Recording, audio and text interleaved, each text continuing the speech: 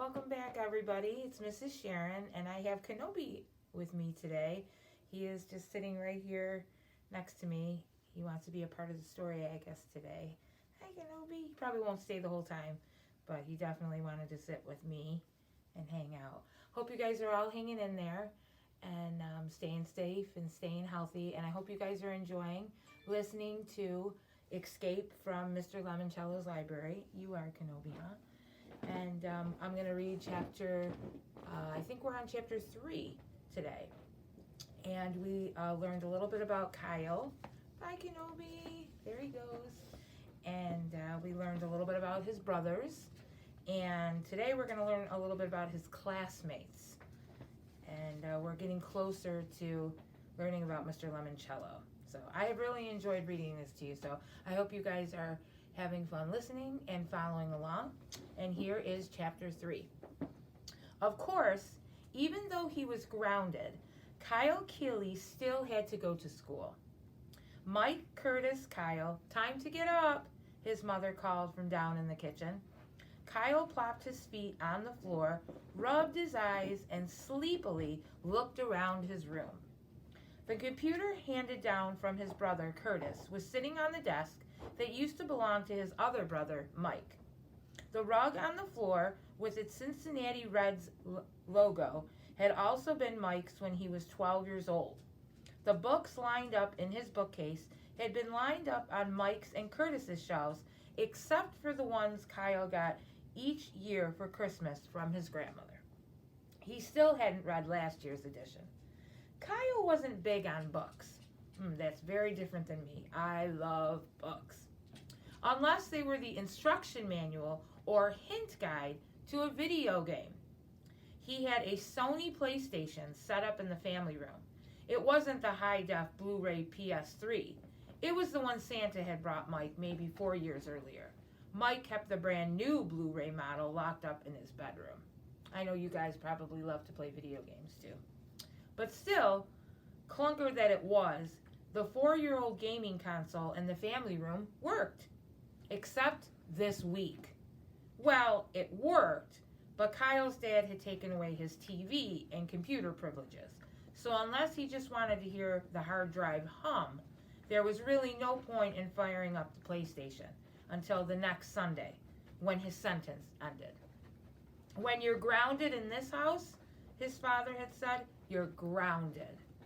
If Kyle needed a computer for homework during this last week of school, he could use his mom's, the one in the kitchen. His mom had no games on her computer, though. Okay, she had Diner Dash, but that didn't really count.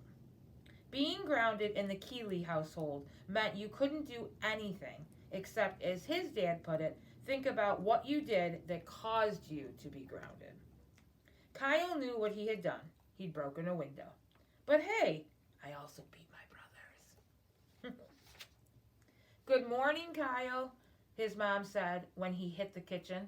She was sitting at her computer desk, sipping coffee and tapping at the keys. Grab a toaster tart for breakfast. Curtis and Mike were already in the kitchen, chowing down on the last of the good toaster tarts, the frosted cupcake swirls. That sounds good. They'd left Kyle the unfrosted brown sugar cinnamon, the ones that tasted like the box they came in. New library opens this Friday, just in time for summer vacation, Kyle's mom mumbled, reading her computer screen. It's been 12 years since they tore down the old one. Listen to this, boys. Dr. Yanina Zinchenko, the new public librarian's head librarian, promises that the patrons will be very surprised by what they find inside. Sounds cool. Really? Said Kyle, who always liked a good surprise. I wonder what they'll have in there. Books maybe, said Mike. It's a library, Kyle. Still, said Curtis, I can't wait to get my new library card. Because you're a nerd, said Mike. I prefer the term geek, said Curtis. Well, I gotta go, said Kyle, grabbing his backpack. Don't want to miss the bus. He hurried out the door. What Kyle really didn't want to miss were his friends. A lot of them had Sony PSPs and Nintendo 3DSs. loaded with lots and lots of games. Kyle fist bumped and knuckle knocked his way up the bus aisle to his usual seat. Almost everybody wanted to say hey to him, except, of course, Sierra Russell. Like always, Sierra, who was also a 7th grader, was sitting in the back of the bus, her nose buried in a book. Probably one of those about girls who lived in tiny homes on the prairie or something like that. Ever since her parents divorced and her dad moved out of town, Sierra Russell had been incredibly quiet and spent all of her free time reading. "Nice shirt," said Akimi Hughes as Kyle slid into the seat beside her. "Thanks. It used to be Mike's." "Doesn't matter. It's still cool." Akimi's mother was Asian and her dad Irish. She had very long jet black hair, extremely blue eyes, and a ton of freckles. "What are you playing?" Kyle asked, because Akimi was frantically working the controls on her PSP 3000. "Squirrel Squad," said Akimi. "Oh, that's one of Mr. Lemoncello's best games," said Kyle, who had the same game on his PlayStation. The one he couldn't play with for a week. "You need a hand?" "Nah." "Watch out for the beehives." "I know about the beehives, Kyle. I'm just saying." "Yes." "What?" "I cleared level 6. Finally." "Awesome." Kyle did not mention that he was up to level 27. Akimi was his best friend. Friends don't gloat to friends. Gloat's another word for brag. So he didn't want to brag that he had beat that level. "When I shot the squirrels at the falcons," said Akimi, "the pilots parachuted. If a squirrel bit the pilot in the butt, I got a 50-point bonus." Yes, in Mr. Lemoncello's catapulting critters game, there were all sorts of wacky jokes. The falcons weren't birds. They were F-16 Falcon fighter jets. And the squirrels, they were nuts, totally bonkers, with swirly whirlpool eyes.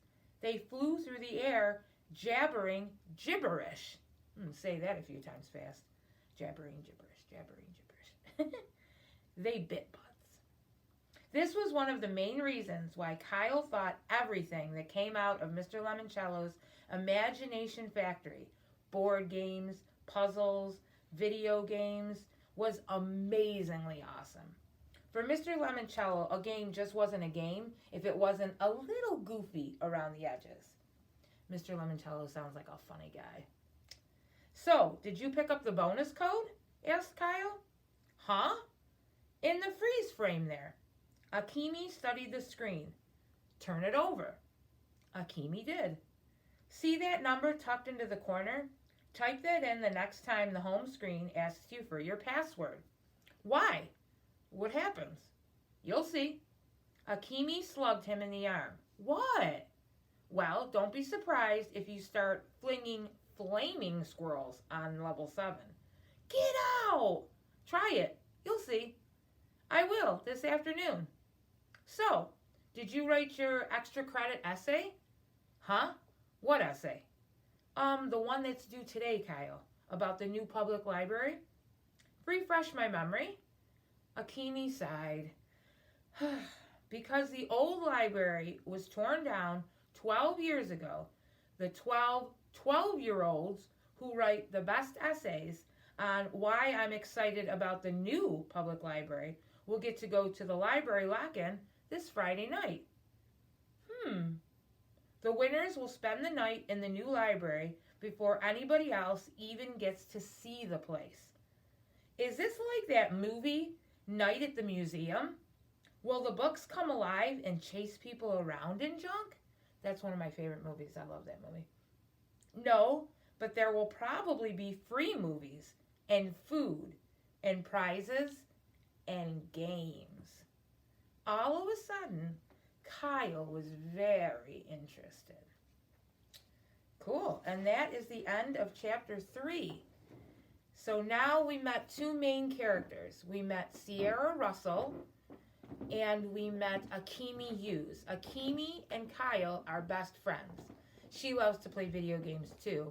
And Kyle was giving her some suggestions on the Mr. Lemoncello game she was playing on the bus.